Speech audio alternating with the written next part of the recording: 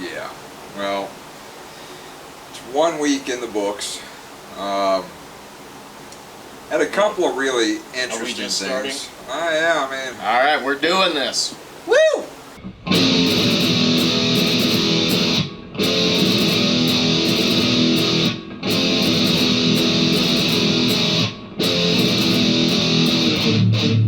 Maybe my favorite part is we had a historic happening.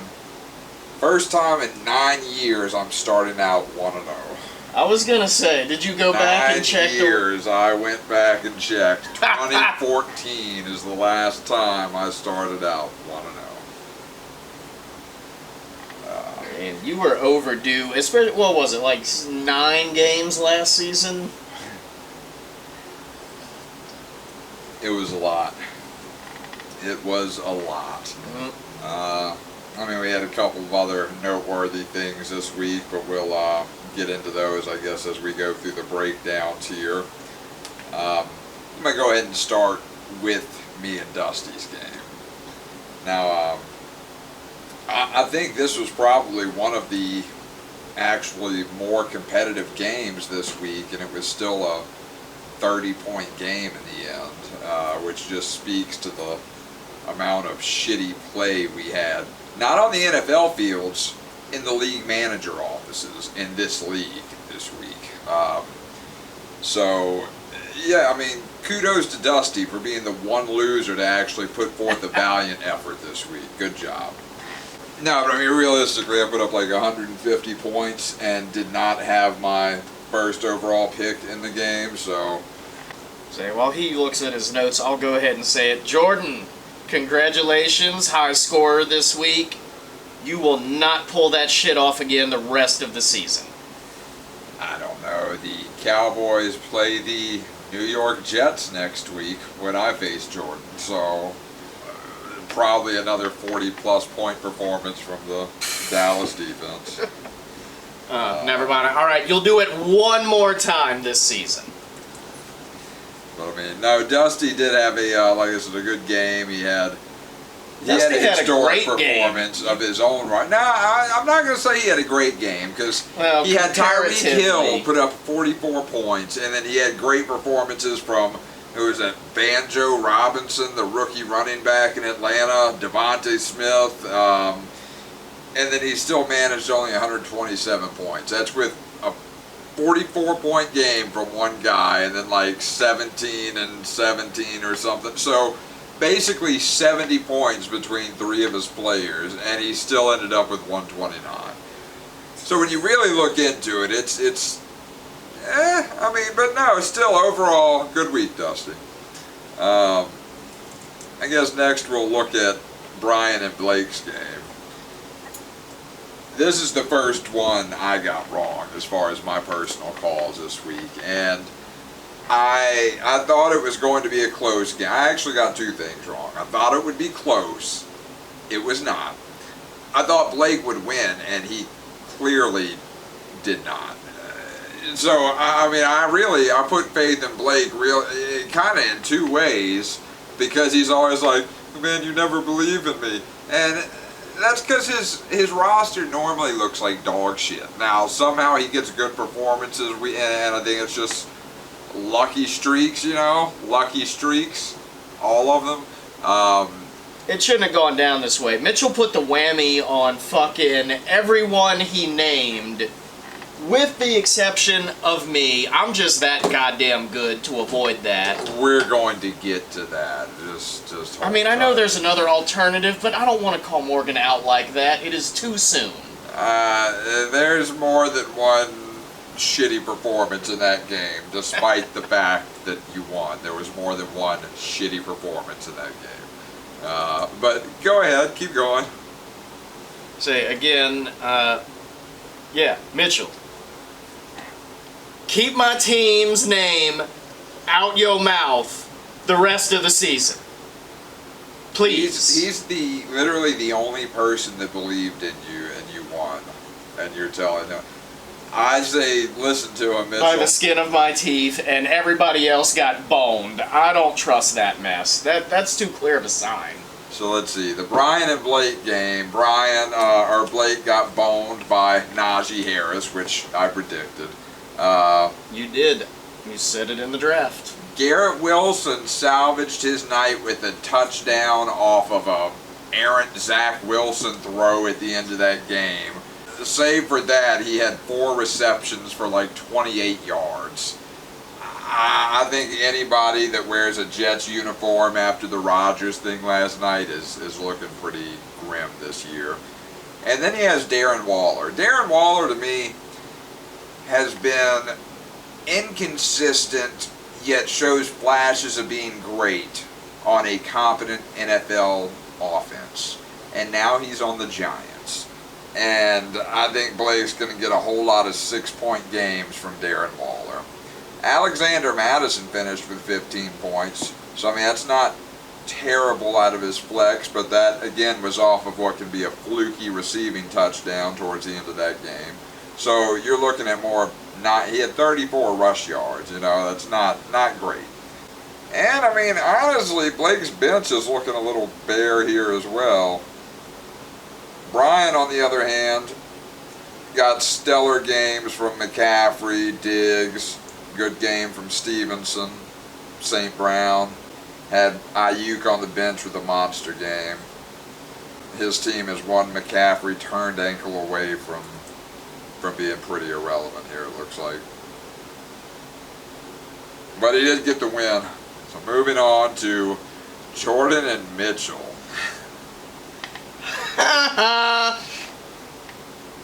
So the master prognosticator there put up, was this the 3rd lowest score of the week? Yeah, something like that. 3rd or 4th. Well, I think it's 3rd, because you had your game produced the lowest and 2nd lowest score of the week. Now, Burrow had a terrible game. Nobody predicted that, but also you're not going to predict Chubb and Etienne to each get you 20 plus each week. He got more than we expected from Jawan Johnson with 6 points. But no, and then he's got Miles Sanders in his flat. No, his team looks like hot shit too, honestly, because he doesn't have shit on his bench. Jordan had let's see, a womanizer, a woman abuser gave him, for this week, as far as a quarterback starting this league, 21 points isn't terrible. Got 30 from Eckler. Mixon, who I called to be his worst draft pick, gave him 12 points. I mean, Devontae Adams only did. So this is what's interesting. He almost scored 170, and he only had 12 points from Devontae Adams, 0 points in his tight end position. But like you said, the Dallas thing isn't probable to happen again. Aaron Jones probably is, this is his high season mark as far as points. Yeah, Jordan might actually not be terrible this year. That will bear watching. And now, our game of the week. Oh yeah. And this motherfucker is, I mean, just pumped about it. You scored 100 points. That is a score that maybe you should have been happy about 8 years ago when the league was averaging, 85, 90. But you scored 100 points. You would have taken an L against everyone else. Everyone else. But I didn't. You're not going to be able to play Morgen for the next 13 weeks of this schedule. I expect to do much better moving forward. Why exactly is that? Well, let's see. A couple of y'all just had some extreme game dynamic changes in week 1. Looking forward to how that shakes out. R.I.P. Rodgers. Sorry, bud. Yeah. Also, talk about flukes, injury issues. I scored 100 points with my star player on injured reserve. Eventually, he's going to come back, unlike Aaron Rodgers. R.I.P. We wish you well. And, yeah, my score's going to go up from there. So I view that 100 points as being a good ground floor to work with. That's fair, but I want to point out that Saquon gave you 11 points, and I'm not sure if you can look forward to much more than that from him per game. Did you watch the game Monday night or I saw Sunday part of night? it. Yeah. Yeah, the Giants look pretty awful. Obviously, he's going to do better than 11 points, but he's not going to be like he was last year, I don't think. Yeah. Debo left something to be desired for you. Whereas Saquon, I think you're right, and he's not going to have much up going on there. I'm willing to hang out with Debo for a little bit. It's the first game. He's got to shake the rust off. That's fair, but Brandon Ayuk exploded for 32 points, and this seemingly continues a worrisome negative trajectory for Debo going back to last year. So yeah, I mean, you look pretty fucked in your wide receiver spot, honestly. Until Kupp gets back, at least.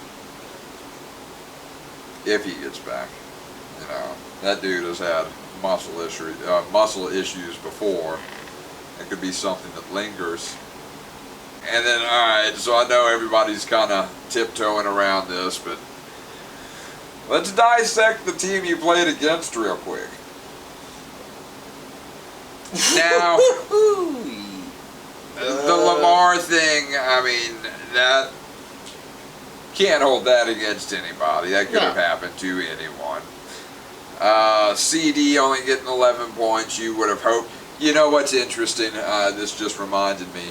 Had he not been penalized for not being at the draft, he actually would have gotten Cooper Kupp instead of you getting Cooper Kupp. And then he would be without his first round pick for 4+ weeks.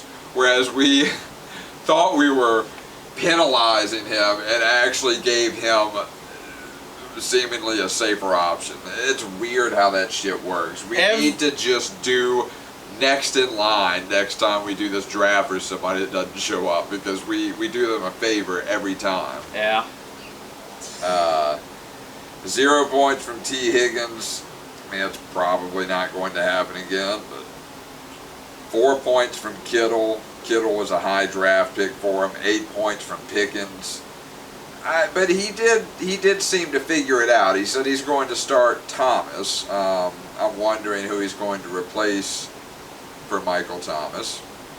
Yeah,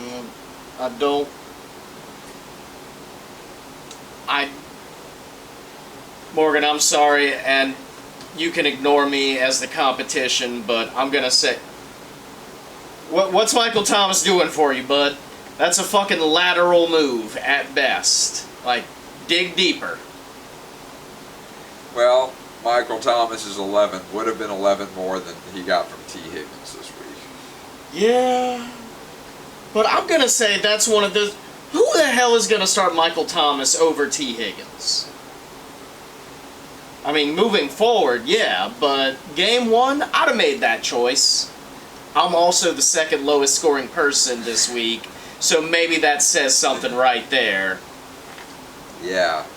So, I did miss the outcome because I picked Morgan because I knew you were going to shit the bed, which you did shit the bed. You indeed did shit the bed at 100.44 points for the whole week. Everybody played 100.4 points. Yeah. You know what that's called? That's called you shit the bed less than your opponent. That's what happened this week. I mean, that seems like a lot of words to say winning score, but you do you, man. Winner. Who do you play next week? Probably someone I'm going to lose to. Not you, because Jordan's going to beat your ass and break your winning streak. Wait, am I playing the Bald Wonder next week? I feel like I am. You might be, but if you are, I mean, the Bald Wonder put up like 140% of what you did this week, so I'm not sure I'd be as confident. If you were playing Blake, I'd be a little more confident. I'm sorry, Blake. But, you know, you were the 4th lowest scoring person in the league this week. So, week 2, I play Jordan. Bryan plays Morgan. You play Blake. Okay. Woo! Well, I am in this.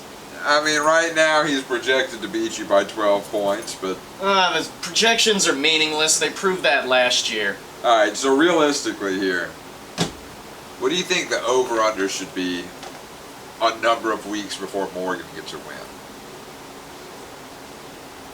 I don't know if I'll... Alright. I'm gonna say this. I can say this because I was the worst person in the league for like 3 years. Like, I was the worst person in the league like 2-3 years ago. Not counting the ball waxing, I was not the worst. He's gonna have to get at least one through a fluke, but I'm gonna bet he goes at least the first 4 weeks without seeing a win. I feel like that seems low. Like, the over-under, I feel like, would be... And if he manages to make, like, amazing draft or amazing waiver wire pickups, you know, all 4 weeks he loses, and then, you know, he might have it turned around for a week 5. I can tell you from experience, you can build a mighty fine team by having the first overall waiver priority for several weeks in a row. Say, it's doable. I just... No disparagement, man, but you drafted like that, I don't think you're going to pick up off the waiver wire any better. You might change, I might be wrong, you might prove me wrong, but I don't think so. Mitchell could, if you ask him nicely, he may be able to give you the website that he pays for advice during the first 14 weeks of the season each year. Yeah. I guess he can't afford that platinum subscription for the postseason. I was just checking to make sure the microphone was actually on. That would have been bad. Yep. I think it looks like Morgen is going to have an uphill battle in front of him. Maybe starting Michael Thomas solves his issues. Maybe Michael Thomas is the key to fantasy dominance. I mean, maybe, but I thought Jamal Charles was going to be forced into action on the Saints run line, and I was obviously wrong about that. What the fuck are you talking about? Jamal Charles is a retired Jamal NFL Williams, my bad, bro. They're both black dudes named Jamal. I'm not paying that much attention. There's more than 2. See my confusion? I mean, all right. What team did Jamal Charles play for, Justin? Win. Name one. Let's see. I know we played for the Redskins. Wrong! Wait. Wrong! Was it the Chiefs? Yes! My bad. Confusion, confusing my Native American slurs. So convicted in his beliefs. He said, I know one of them is the Redskins, obviously. Well, Morgen, good luck next week. Make sure you get those waiver claims in. I'm sure you'll do great. We're all rooting for you. I'm rooting for you at the very least to lose enough weeks and accrue enough good talent to where in week 16, 17, you'll be competitive and maybe send him to get his belly button pierced. It could happen. I don't think so. I mean, if you wait that long, you can ask Bryan for help. He'll probably do it. Piercing your belly button? No, winning the shit bowl. Oh. Yeah. For some reason, the idea of sharp objects near a belly button kind of makes me queasy, I think. I don't know. Morgan's doomed. Bryan's a cheater. Blake, I'm beating you next. Morgen, thank you for the win. Alright, well. And Mitchell, you're some weird kind of witch. Stop making predictions. I'm going to again mention he is the only one that picked you to win. And while I do appreciate that, I also maintain my statement of it is only through my sheer awesomeness that I overcame Mitchell's whammy statement and it came out on top. It was by your sheer awesomeness and supreme knowledge of fantasy football that you overcame your 77-point opponent in this league where teams are averaging 130 points per game. Is that what you're saying? I didn't say anything about my fantasy football knowledge. I don't know if you're listening, but that is exactly what you just said. That is exactly. I talked about how awesome I am, not how much I know about fantasy football. Thanks for watching.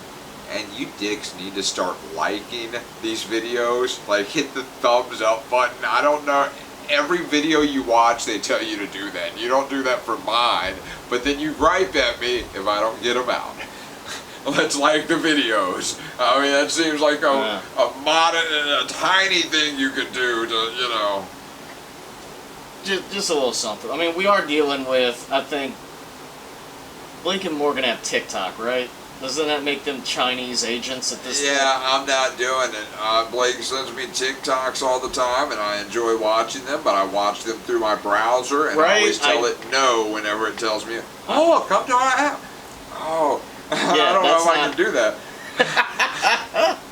You think that's going to get censored out? I don't think we have enough people who check us for that to happen. Oh, well, no, but is that offensive?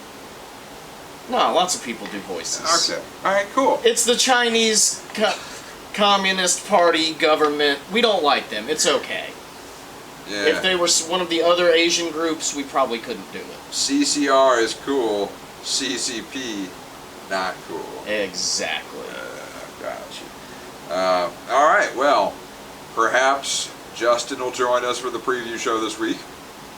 Just realized I've been staring at the fucking screen the whole time instead of the lens. I don't know why. I think not having the table here in front of us has really messed me up.